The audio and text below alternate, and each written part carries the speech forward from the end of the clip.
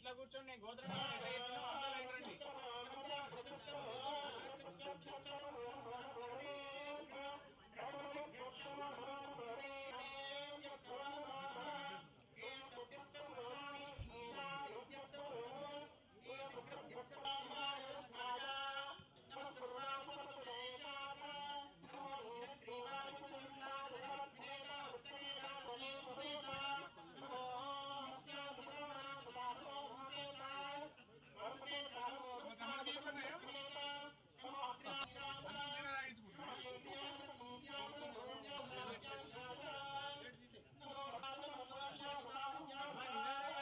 తొందర ఏం లేదు నిదానంగా లైన్ పొద్దునండి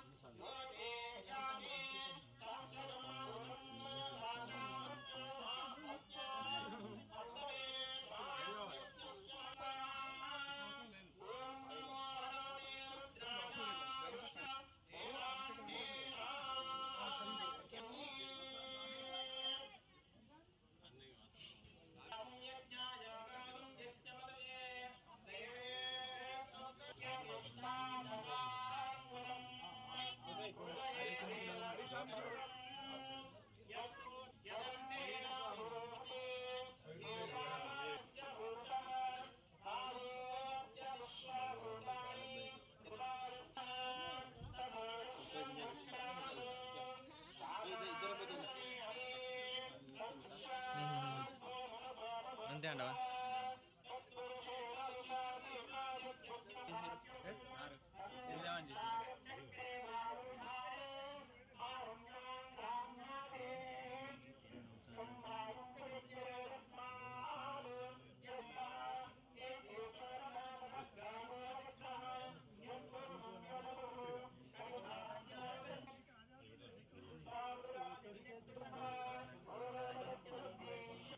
నేనే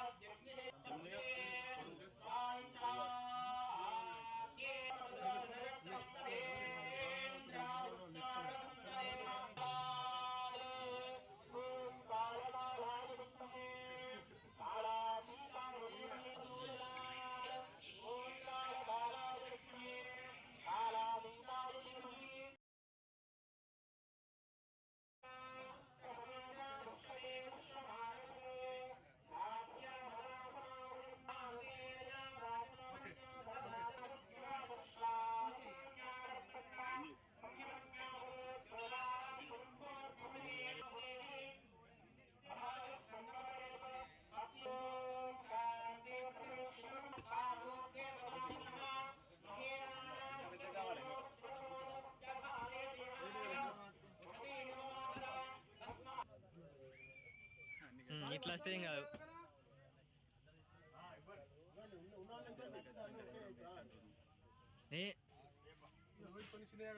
यह फले बलनीर्या बला पुष्पायाक्ष पुष्पनि धन्मनागा धन्मना जगन्धदेमा धन्मना दीव्रा सबधोधनेमा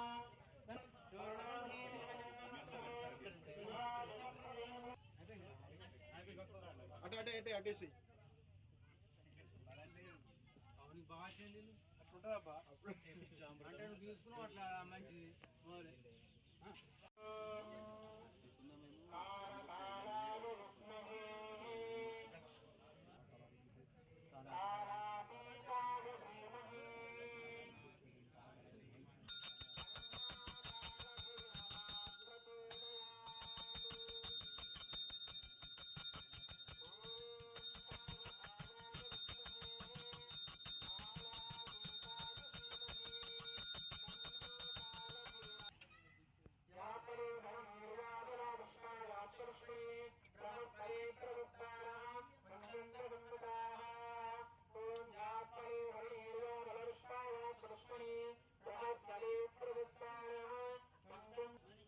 కంటకపాలం కరసింహప్రమీదం భీమదృష్టం దివ్యకల్పం త్రినేత్రమణిమయ విలసిత కింకినీ పూర్వాగ్యం శివన్ మహాకాళవైవస్వామిదేవతాభ్యుమః ధ్యానం సమర్పయామి.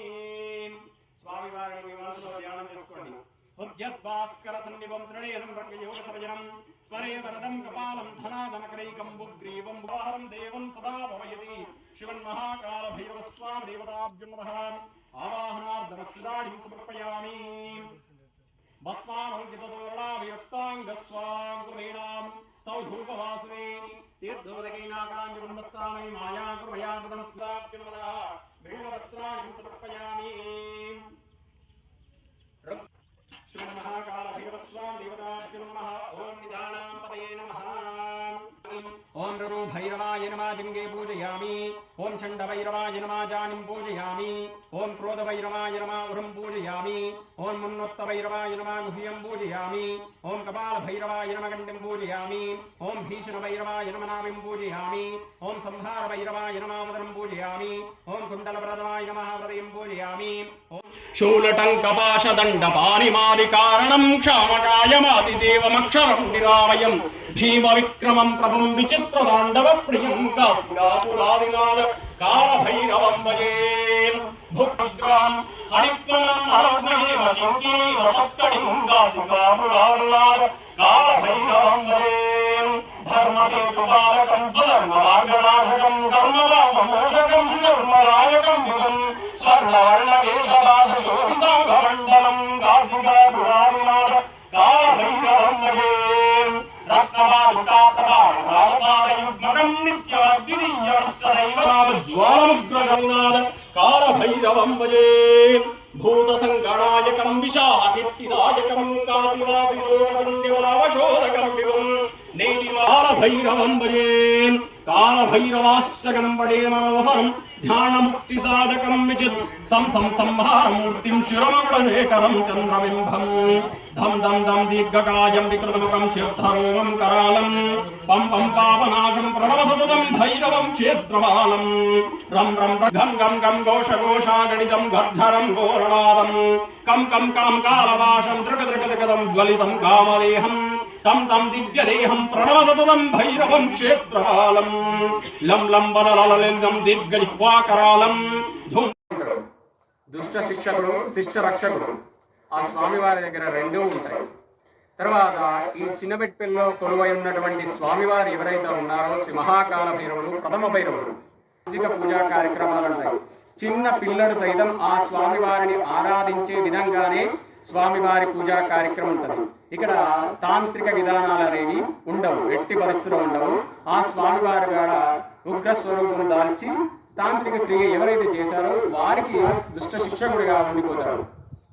తర్వాత స్వామివారికి ఇక్కడ నారికేల దీపాలు కానీ పుష్పాండ దీపాలు అంటే గుమ్మడికాయ దీపాలు కానీ తాంత్రిక నల్లగా మారిపోతాడు, అంటే క్రోధాగ్నితోని ఉండిపోతాడు. ఆ క్రోధాగ్నితో ఉన్నప్పుడు ఎవరైతే ఆ క్రియ చేశారో వారికి రివర్స్ అవుతారు.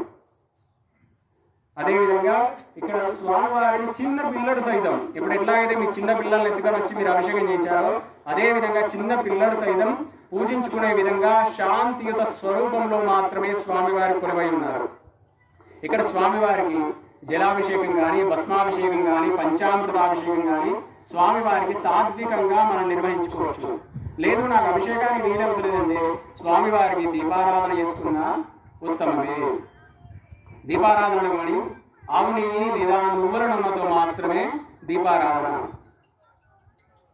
తర్వాత స్వామివారికి ఇక్కడ నైవేద్య నివేదన విషయానికి వస్తే స్వామివారికి అతి ప్రీతికరమైనది మిరపకాయలు, తర్వాత పోతే ఎండు ఖర్జూర, తర్వాత బెల్లము కుడక. ఇది స్వామివారికి సాత్విక ఆహారము. ఈ సాత్విక ఆహారంతోనే స్వామివారు తృప్తి చెందుతున్నారు.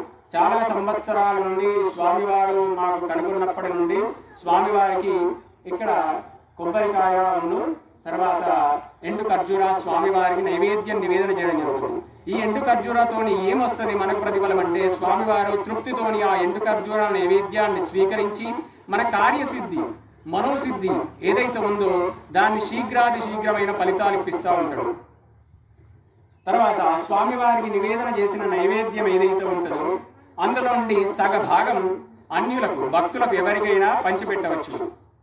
తర్వాత సగభాగం అనేది ఆ కుటుంబ సభ్యులకు. లేదు మొత్తం నేను పెట్టాను, మొత్తం నా ఇంటికి తీసుకుపోతా అంటే అందులో ఎలాంటి ఫలితం అనేది మనకు లభించదు.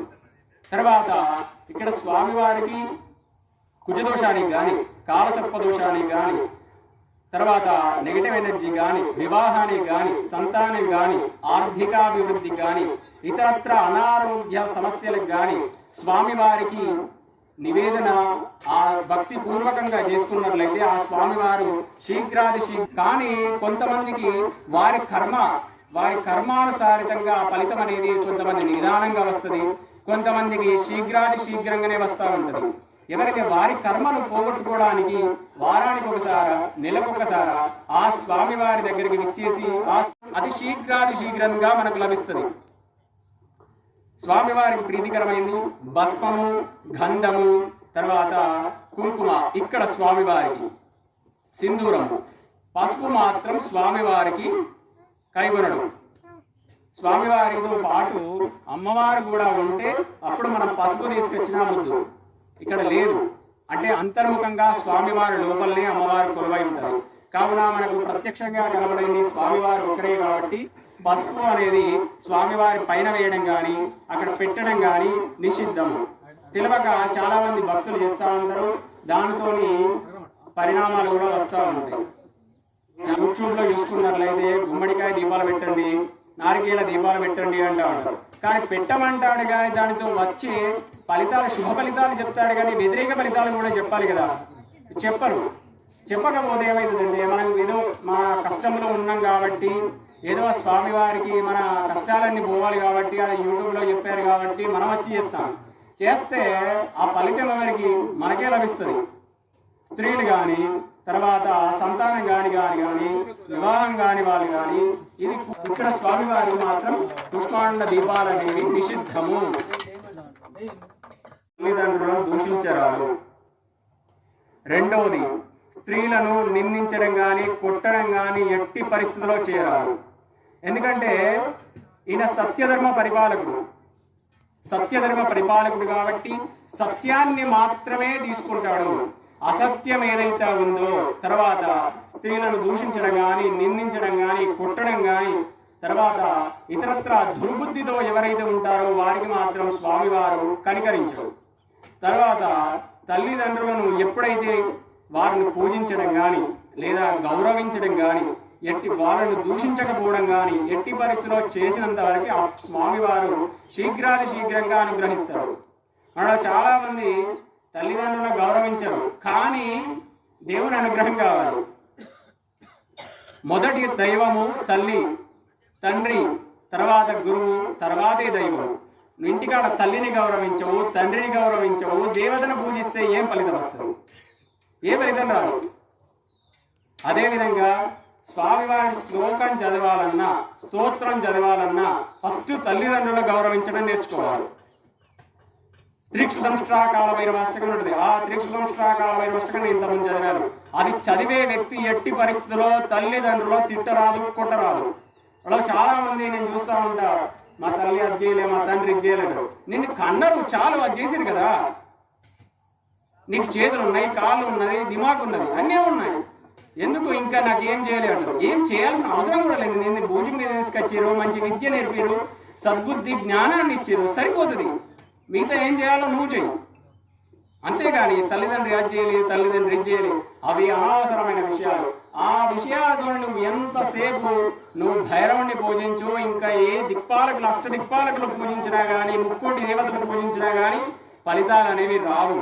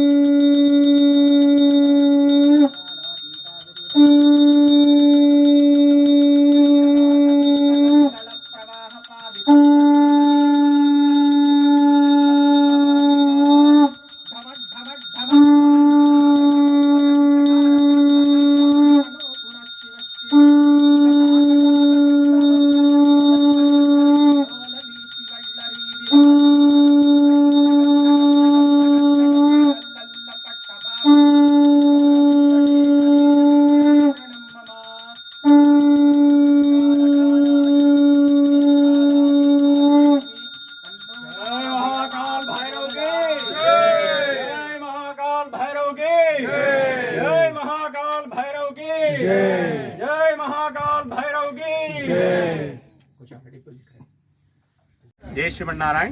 జై శ్రీ మహాకాల భైరవ స్వామినే నమః. ఈ దేవాలయం చిన్నబెట్పల్లి గ్రామంలో కొలువై ఉన్నటువంటి అతి పురాతన కాకతీయ కాలం నాటి శ్రీ మహాకాల భైరవ స్వామి వారు ఇక్కడ కొలువుదీరడం జరిగింది.